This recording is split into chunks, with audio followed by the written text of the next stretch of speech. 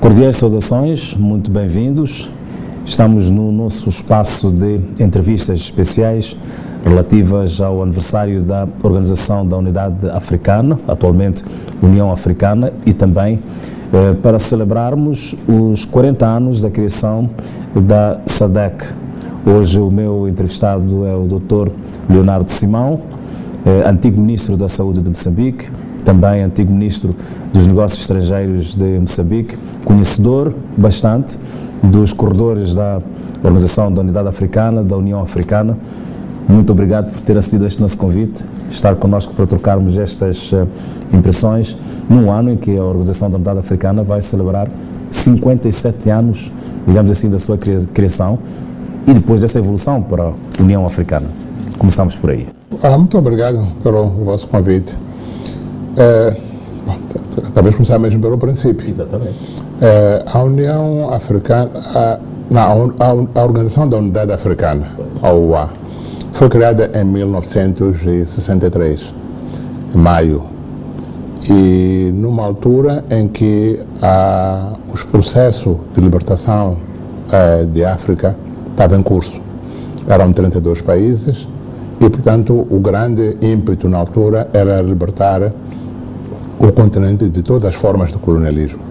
E falou-se de todas as formas de colonialismo porque, de fato, havia duas formas. Uma era a presença colonial europeia em vários países, incluindo Moçambique, Angola e outros, nessa altura de 1963, embora alguns já tivessem começado a ficar independentes, como Ghana, mas também a outra era o apartheid também. E mais tarde veio juntar-se a Rodésia.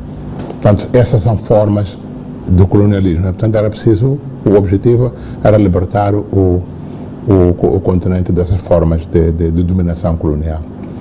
O segundo objetivo, ou talvez o primeiro, era justamente promover maior unidade dos países, dos povos africanos. Por isso é que se chama a Organização da Unidade, porque compreendia-se muito bem que a unidade era o fator fundamental para o alcance deste segundo objetivo, que era a libertação do continente. Pois um terceiro objetivo, que era a cooperação ou desenvolvimento econômico do continente.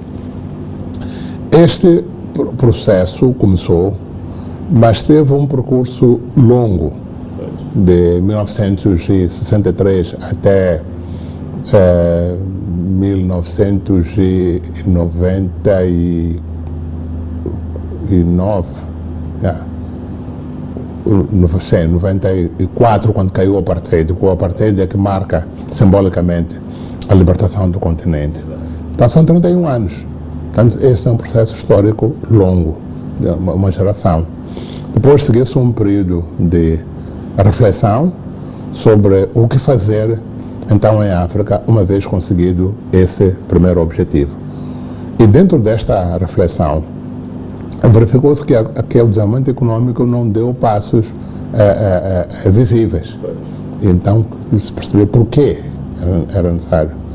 E havia várias razões, uma delas eram os conflitos, etc. E por isso começou-se a pensar numa outra organização que pudesse consolidar os ganhos da organização inicial, tanto que é a promoção de maior unidade entre os povos africanos, os países, por um lado, mas por outro lado, dirigir mais o continente para o desenvolvimento econômico. E assim se criou a União Africana, que foi precedida no ano de 1999 pela Declaração de Sirte, que indicou aquilo que deviam ser as etapas para o novo milênio, que iria começar no ano 2000. Dentro deste processo, então, negocial, que levou o seu tempo, cria-se a União Africana. A diferença, para além da diferença de objetivos, é de que esta organização nova está melhor equipada para tomar conta de questões econômicas, que a outra organização não tinha. Tinha uma estrutura muito mais simples, e esta não, tem uma estrutura muito mais complexa, através da criação dos diversos departamentos e comissariados que se dedicam a questões econômicas, a questões políticas, a questões financeiras e também a questões sociais e culturais. Portanto, é uma organização que tem uma abrangência maior do que aquela que tinha à OUA. E começou então este processo longo rumo ao desenvolvimento econômico e social do continente. Mas não era suficiente a criação desta nova moldura institucional. Era preciso dar-lhe conteúdo. E o conteúdo é a Agenda 2063. E por que 2063? Porque o processo de libertação do continente levou 50 anos. Portanto, os primeiros 50 anos da criação da organização levaram à libertação do continente. Portanto, os próximos 50 anos, que vão de 2013 até 2063, devem ser dedicados ao desenvolvimento econômico, social, cultural e político do continente. E por isso esta agenda tem justamente essas 4 componentes. Portanto, este é o caminho que estamos agora a começar com a implementação desta agenda. E como é que se faz esta implementação? Faz-se através das comunidades econômicas regionais. As mais importantes são 5, né? Desde a SADC, a CEDEAO na África Ocidental, a Comunidade dos Estados da África Central, a Comunidade dos Estados da África Ocidental, no norte é a União do Magreb, mas há outras organizações que se foram, entretanto, criando, como a IGAD, a Conferência Internacional para os Grandes Lagos. Portanto, os países também vão se juntando de acordo com determinadas agendas específicas. Estas organizações todas são reconhecidas pela União Africana, trabalham com a União Africana na persecução desta agenda comum. Pois bem, faz aqui um olhar geral, portanto, evolutivo da Organização da Unidade Africana, portanto, a criação, exatamente a criação da União Africana. Mas se voltarmos um bocado atrás, a 1963, vamos perceber, como bem eu disse, que um dos principais objetivos da Organização da Unidade Africana era a conquista da independência dos países que ainda não estavam, portanto, libertos nessa altura. Isso representou desafios, naturalmente, neste processo de descolonização para o continente africano no seu todo e para esta organização, para libertar os países e, acima de tudo, num contexto em que o apartheid ainda estava bastante implementado na África do Sul e na Rodésia do Sul também. Exato. Sim, foi um grande desafio porque era preciso também criar um instrumento, como a agenda principal era a libertação. Criou-se o Comitê de Libertação da OUA, que tinha a sua sede na Tanzânia, em Arusha, e que é um instrumento da OUA para apoiar os movimentos de libertação. Era através deste instrumento que eram apoiados os movimentos de libertação, e os maiores beneficiários foram os movimentos de libertação da África Austral, a Frelimo, a MPLA, a SWAPO, a ANC e outros, portanto, da África Austral. E este apoio consistia num apoio político, em primeiro lugar, apoio diplomático, mas também apoio militar em armas, também para a persecução desse combate. E havia um acompanhamento regular da evolução da luta, portanto, por o Comitê de Libertação apresentava um relatório regular à Cimeira dos Chefes de Estado e de Governo da OUA, e, portanto, foi acompanhando, portanto, este processo da libertação do continente. Isto em complemento dos esforços que cada um desses movimentos de libertação fazia pelos seus próprios meios. A Frelimo tinha os seus próprios amigos, tinha os seus próprios países de apoio, aos quais recorria, portanto, para administrar apoio para a luta de libertação aqui em Moçambique. Pois, e o tempo foi evoluindo e nos tempos atuais continuamos com um país como Marrocos que continua mantendo sob dominação um povo. Sim, há a questão ainda do Saara, que é uma questão bastante complexa e bastante delicada ainda, porque na altura, quando se discutiu a questão do Saara, o Saara declarou a sua independência. A OUA reconheceu a independência de Marrocos, os vários países reconheceram, portanto, a independência do Saara. Mais tarde, houve países que retiraram esse reconhecimento. Neste momento decorre um processo ao nível da União Africana, mas sobretudo ao nível das Nações Unidas, porque Marrocos continua a afirmar que o Saara é parte do seu território. E esta afirmação também é feita pela Argélia. Portanto, os dois países não se entendem em relação a este território. Portanto, o assunto está nas mãos das Nações Unidas. E esperamos que mais tarde ou mais cedo seja encontrada a solução. Pois, é verdade que com o passar dos anos, o continente africano foi crescendo, foi se libertando de várias amarras, mas uma delas tem a ver com a independência económica dos povos. Apesar de ser rico em termos de recursos humanos, em termos de minérios, em termos hídricos e de outra natureza, o continente continua a não ser, digamos assim, economicamente livre, independente. O que é que efetivamente, na sua ótica, tem estado a minar esta libertação económica de África? Bom, esta é que é a pergunta grande, não é, em relação ao continente. Não se pode responder só de que dar uma lista exaustiva das razões. Mas uma das razões, as relações económicas internacionais são desfavoráveis para a África. Aquelas potências que dominaram a África no passado não fizeram esse domínio levadas por razões próprias da necessidade de dominar, portanto, outros países para tirar benefícios desse. Esta relação não terminou. Terminaram as formas mais visíveis, sobretudo a parte política delas, mas os instrumentos de dominação não terminaram. E são vários esses instrumentos, desde os instrumentos da dívida, os instrumentos da controle da moeda, o controle dos preços das matérias-primas, a negação de oportunidades de desenvolvimento. Eu posso dar um exemplo.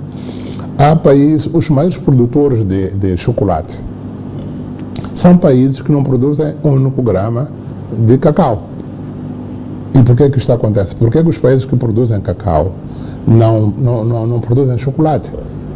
Esta é uma tradução prática desta relação desigual, mas que é perpetuada através de mecanismos tanto próprios. E como este, há muitos outros, né? Em que os países do Norte precisam das matérias-primas africanas a baixo custo para continuar a alimentar o seu próprio desenvolvimento. Esta é a questão principal. Há outras questões também internas, dos esforços de desenvolvimento das instituições dos próprios países africanos, a própria agenda continental. É por isso que a Agenda 2063 procura olhar para algumas dessas questões internas da África, desde as questões de boa governação, as questões de aprofundamento democrático, que permita a maior participação dos cidadãos na vida econômica e social dos seus próprios países. Portanto, não é apenas o Estado o único ator econômico na sociedade, mas abre espaço tanto para outros atores. As questões da participação da mulher. A mulher é um potencial enorme que os países têm. E ela precisa de que haja oportunidade para ela poder participar, portanto, no desenvolvimento econômico e social dos seus países.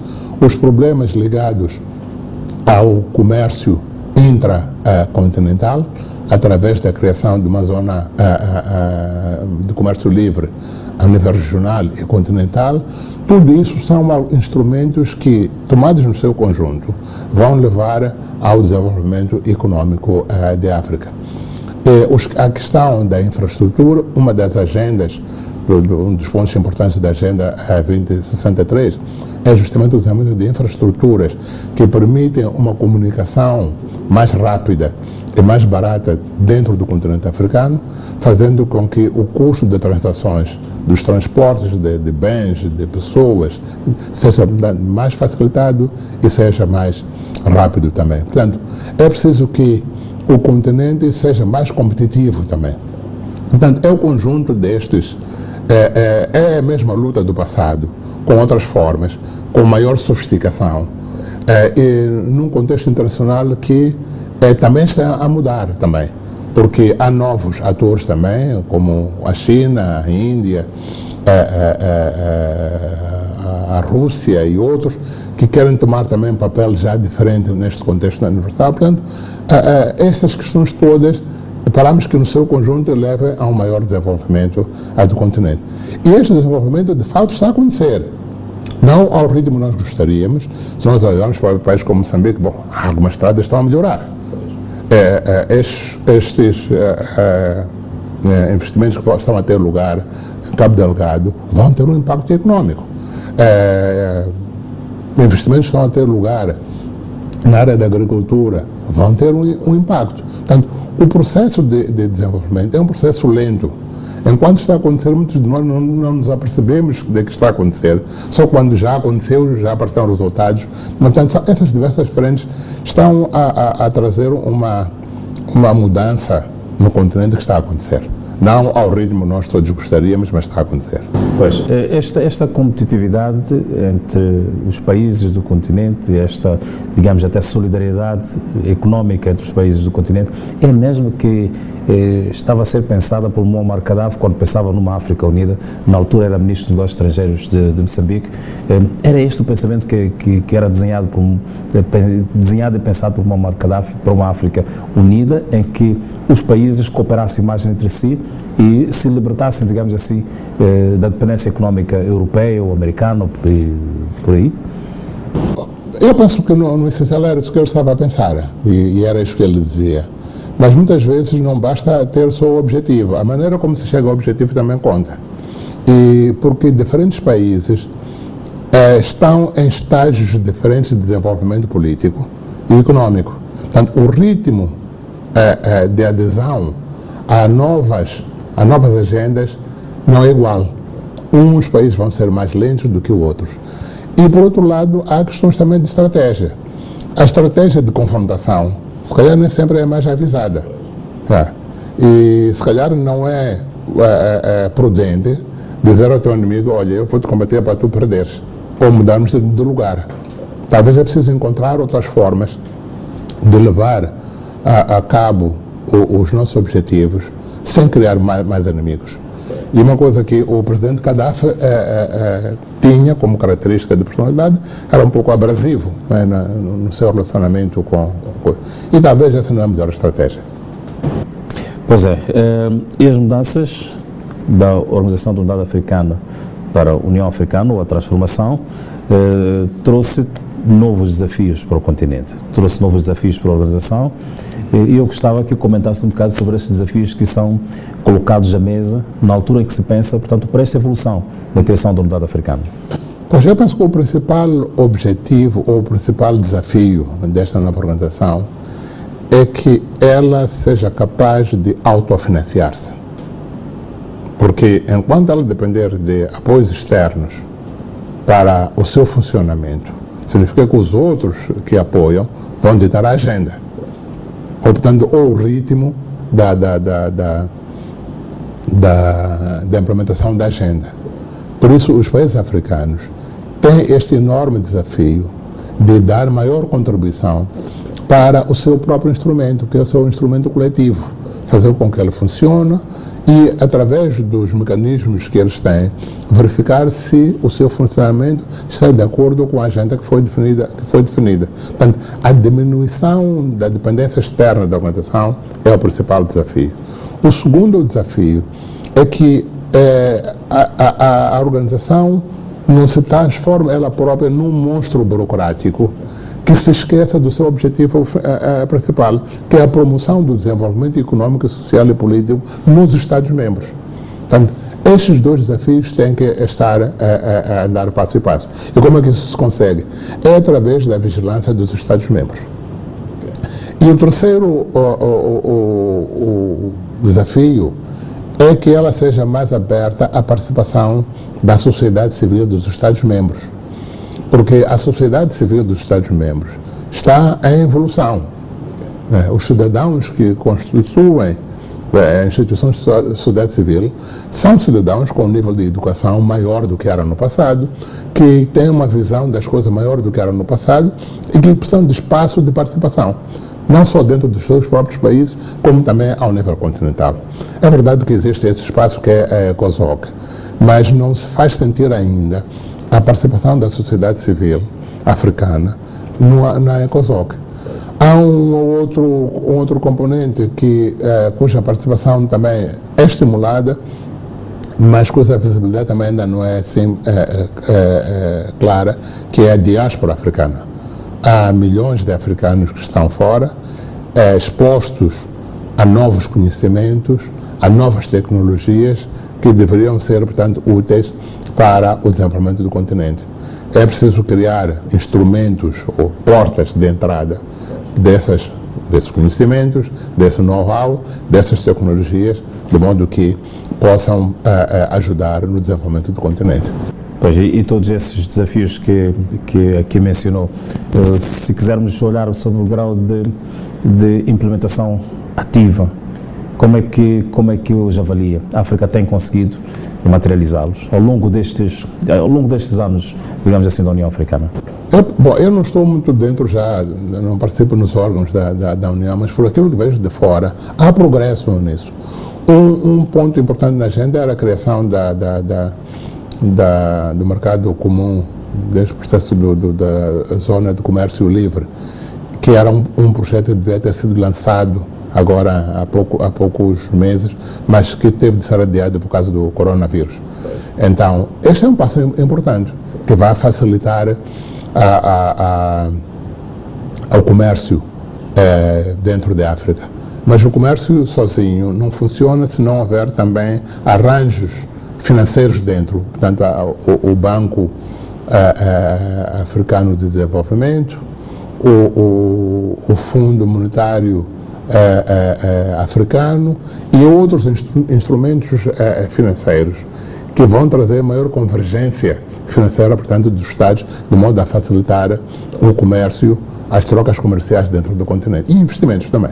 Pois, um dos grandes desafios da União Africana tem sido a luta pela consolidação da paz e da estabilidade política dos países, para além também da boa governação. E a África tem sido fustigada por conflitos em alguns cantos, alguns países. Como é que a União Africana pode ser, digamos assim, um ator útil, válido, para a solução destes conflitos e para uma África pacífica, digamos assim? Este tem sido um dos grandes temas sempre presentes, quer a nível da OUA, quer a nível da União Africana. Na Agenda 2063, definiu-se o ano de 2020 como o ano do fim dos conflitos. Infelizmente, este objetivo não vai ser conseguido, mas por fim aos conflitos continua a ser um ponto importante dentro desta organização. E a lição aprendida na resolução dos conflitos é de que quando os conflitos são resolvidos por africanos, as soluções encontradas geralmente tendem a ser duradouras, porque a moldura que é encontrada na resolução desses conflitos tem em conta uma série de fatores que, quando são forças externas a vir para o continente a procurar conflitos, conseguem acordos, mas não conseguem a paz. É por isso que, em muitos casos, quando são entidades externas ao continente a fazer a mediação desses conflitos, assinam-se acordos, mas antes da tinta secar, recomeçam outra vez os conflitos. Portanto, o continente está a armar-se cada vez mais de capacidade para encontrar soluções definitivas para os conflitos que assolam. E a maior parte desses conflitos são conflitos intraestatais.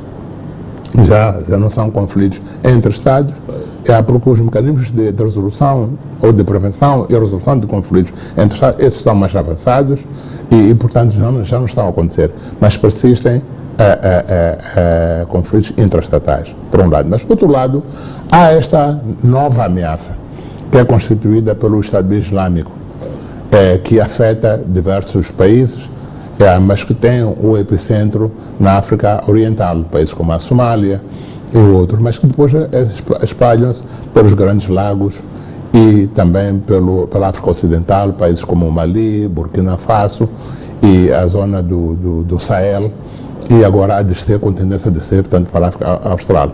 Esta é uma ameaça nova para a qual os países africanos são desafiados a trabalharem juntos, também através das suas organizações regionais, para encontrar solução comum para pôr fim a esta ameaça, porque é de fato uma ameaça. É a questão que eu ia lhe colocar a seguir, o papel das organizações regionais no estancamento deste tipo de conflitos, digamos assim. Há uma evolução bastante acentuada nesse aspecto. Eu posso dar alguns exemplos. Por exemplo, ao nível da África Ocidental, os países da CEDEAO têm esta capacidade, mesmo ao nível militar. No enfrentamento dos insurgentes no Mali, em Burkina Faso, Tchad, há uma ação militar conjunta, com apoio externo, é verdade, mas são militares desses países que estão juntos na luta militar contra este tipo de terrorismo, por um lado, ao mesmo tempo também procuram soluções econômicas, de natureza econômica e social para pôr fim a esses conflitos. Ao nível da África Central, a zona dos Grandes Lagos, existe a Conferência Internacional dos Grandes Lagos, tanto que também tem mecanismos de coordenação na luta contra o Estado Islâmico.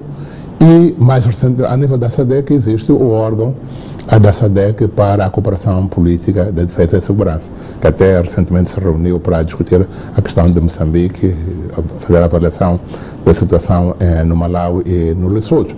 Portanto, estas comunidades econômicas regionais criaram instrumentos, portanto, para isso, e que desempenham um papel muito importante para ajudar os países a encontrar o caminho da paz. Pois, eu gostava que falássemos de seguida dos 40 anos da criação da SADC, os desafios que foram sendo impostos ao longo do tempo, portanto, a esta organização. Falemos dos objetivos iniciais que nortearam a criação da SADC, a evolução da SADC até os dias atuais e, sobretudo, também esta questão da integração regional que tanto se apregoa e tanto se defende que seja, mas que tudo parece que não está ainda, ou não estão ainda alcançados os objetivos, portanto, da integração regional. Eu gostava de ouvir a sua ideia, a sua análise, o seu comentário em relação, portanto, a estes aspectos. Bom, a SADC nasceu como um fórum, não é, de concertação de países para se defenderem do apartheid, cooperarem entre si, com terceiros, sobretudo os países nórdicos, e de modo a terem apoio na sua resistência contra o apartheid, porque o apartheid era bastante agressivo a esses países. Portanto, começou por ser uma conferência de cooperação, era conferência de coordenação da cooperação. Depois foi evoluindo na sua agenda para incorporar questões políticas, porque existia uma outra organização paralela e anterior a ela, que era os países da linha da frente, que era uma organização informal, porque não tinha estatutos, não tinha secretariado, não tinha sede. Os chefes de Estado, membros desta organização informal, encontravam-se, discutiam aspectos práticos de apoio à luta de libertação da nossa região, tomavam decisões que eram implementadas. E esta linha da frente era mais no sentido de ajudar, portanto, países como o Zimbábue, que ainda não estavam... O Zimbábue, Moçambique, e Namíbia, e também apoiar a luta da África do Sul. Exatamente. Sim. E a SADC tornou-se uma organização mais económica. Mas depois, mais tarde, nasceu esta conferência de coordenação. Pois. Estes países membros da frente, quer dizer, aliás, esta conferência incluía também membros da linha da frente. Outros não eram. Por exemplo, países como o Lesotho, por exemplo, não era membro da linha da frente, mas era membro desta conferência de coordenação. Então, esta conferência de coordenação transformou-se numa organização intergovernamental. Então, era preciso incorporar a linha da frente dentro desta organização e dar a origem a um dos órgãos, que é o órgão da SADC para a cooperação política de defesa e segurança. E esta nova organização passa a ter, portanto, uma agenda já, e uma estrutura, um secretariado. E, portanto, como uma organização regional, como uma organização internacional ou uma organização intergovernamental, rege-se por regras próprias deste tipo de organizações. Então, nesta sim, uma organização que numa primeira fase é descentralizada, porque pretende que o seu secretariado seja pequeno, de modo que os Estados-membros sejam encarregues de diferentes pontos da agenda. Por exemplo, dos pontos importantes da agenda era a área dos transportes e comunicações. Coube a Moçambique a coordenação, portanto, desta área de transportes e comunicações.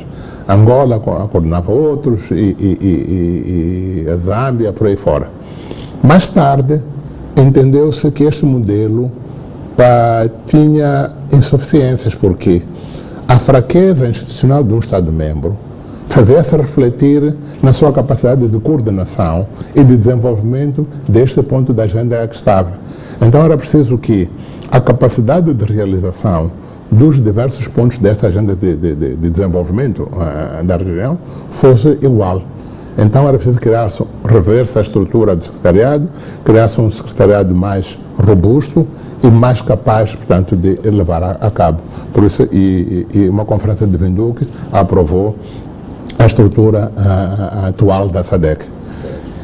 A agenda é aquela que está inscrita no seu ato constitutivo, mas na prática ela também incorpora aquilo que são as agendas, os pontos que vêm na agenda da União Africana, que é o desenvolvimento político, o desenvolvimento econômico, o desenvolvimento social e o desenvolvimento cultural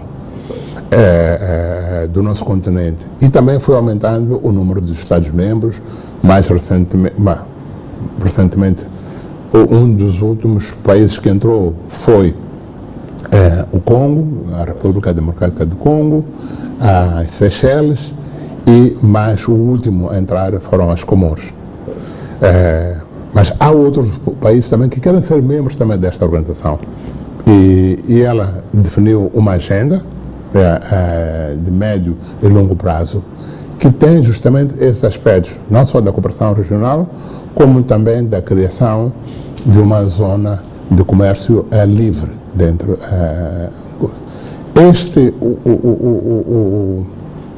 A implementação desta agenda de maior integração regional está a ser mais lenta do que se esperava, por causa dos problemas que acontecem nos Estados-membros, que de uma forma ou de outra diminuem a capacidade de concentração desses Estados na agenda regional. Concentram-se bastante nas agendas domésticas e depois é que vão encontrar as agendas regionais. Mas, no essencial, há um encontro regular dos seus órgãos. Os seus órgãos funcionam de uma base, portanto, regular, e penso que dentro, em breve, vamos encontrar talvez maior espaço, de maior dinamismo na implementação da agenda econômica dos Estados. Há uma evolução notória deste crescimento, ou do crescimento da SADC nestes 40 anos de existência? Eu penso que sim, não há dúvida nenhuma, mesmo em relação a valores políticos. Como eu disse antes, em relação ao estes são processos históricos lentos. Uma coisa é aprovar documentos e outra coisa é fazer com que haja a sua implementação. E a sua implementação, na prática, encontra diversos obstáculos, desde as fraquezas institucionais dos Estados, a maturidade política dos Estados, a maturidade política até das sociedades, dos cidadãos. Tudo isso são fatores que contribuem para acelerar ou não a implementação, portanto, dessas agendas comuns. Mas quando olhamos para trás, olhamos para o ponto de partida, não há dúvida nenhuma que há uma evolução, e é uma evolução bastante positiva. Portanto, agora, há determinados momentos históricos em que esta evolução é muito mais rápida, outros em que é mais lenta, mas isso acontece em todo o mundo. Tá? Sabe, quando eu olho para a China, por exemplo, eu fui à China a primeira vez em 1977. Eles tinham terminado um congresso do Partido Comunista Chinês, aprovaram 4 modernizações, congresso, até o fim do século. Portanto, faltavam 27 anos, em 1977, até o ano 2000. Eu, na altura, era jovem, e pensei, 27 anos, Isso nunca mais vai acontecer, mas olha o que está a acontecer. Portanto, mudam governos, mudam dirigentes, mas a agenda do desenvolvimento mantém-se. E este é o desafio que é como manter as agendas de desenvolvimento, independentemente das mudanças de governos, que têm períodos de existência relativamente curtos, mas manter viva esta vontade comum de melhoria das condições de vida econômica e social dos nossos países. Mas bem, eu gostava de ouvir de si que caminhos é que os países africanos devem tomar para a prosperidade dos seus povos. É continuar, as agendas já estão definidas, quer ao nível das comunidades econômicas regionais, quer ao nível da União Africana, quer ao nível dos programas de longo prazo dos próprios Estados. Quando foi do ano 2000, todos os países traçaram agendas de longo prazo. Nós temos aqui a Agenda 2025, outros países tiveram agendas equivalentes. É preciso seguir, portanto, essas agendas, fazer os ajustamentos que sejam necessários. Independentemente da mudança de governos, estas devem ser agendas dos povos que resistem, portanto, à mudança dos governos. Pois bem, foi Ministro dos Negócios Estrangeiros durante vários anos, em Moçambique ou para Moçambique.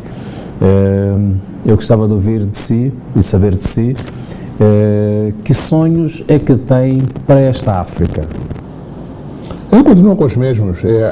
Como disse no princípio, e disse muito bem, o potencial de desenvolvimento da África é enorme. Não há nenhum continente que tenha o potencial, portanto, a riqueza de recursos naturais como tem o nosso continente. Segundo, a riqueza humana também. População jovem, a idade média em África são 19 anos. Então significa que cada um dos africanos tem muito a dar, tem um longo caminho a dar em termos de participação, portanto, para o desenvolvimento do seu continente. O que nós precisamos de fazer é abrir cada vez mais o espaço de participação dos africanos no desenvolvimento do seu próprio continente. Isso está a acontecer, mas é preciso que haja maior abertura ainda, que sejamos mais arrojados, não termos medo dos nossos próprios povos e dos nossos cidadãos. Pois a ideia de que os africanos e a África devem pensar mais em si e para si é válida nesse contexto? Sim, eles têm que olhar primeiro para si. Os outros também olharam para si próprios. Aquilo que eles estavam, que fizeram, aqueles países que se desenvolveram, não estavam a desenvolver para terceiros, estavam a desenvolver para si próprios, para os seus próprios países. Portanto, os africanos devem olhar para o seu próprio continente, olhar para o seu próprio potencial e ver em que área ou em que áreas é que eu posso dar uma contribuição para o desenvolvimento do continente. Dr. Leonardo, uma mensagem para os africanos nesta semana em que vamos celebrar o Dia de África. Feliz Dia de África, 25 de maio para todos, e que este dia também seja um momento no qual reativemos o nosso compromisso para o desenvolvimento do continente. E esse desenvolvimento está a acontecer. Muitíssimo obrigado, Dr. Leonardo, Obrigado. por este momento em que estivemos a conversar, falou de África, falou do seu pensamento em relação à Organização da Unidade Africana, portanto também da União Africana e da SADC. Nós esperamos que os seus sonhos se materializem naturalmente para esta África e por esta África e que seja cada vez mais próspera a África.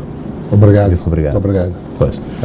Estimado telespectador, foi assim que estivemos a conversa com o Dr. Leonardo Simão. Fizemos menção na abertura desta entrevista, desta conversa, que foi durante largos anos Ministro da Saúde de Moçambique, foi também Ministro dos Negócios Estrangeiros de Moçambique e conhecedor bastante dos corredores da Organização da Unidade Africana e também da União Africana, assim como da SADC.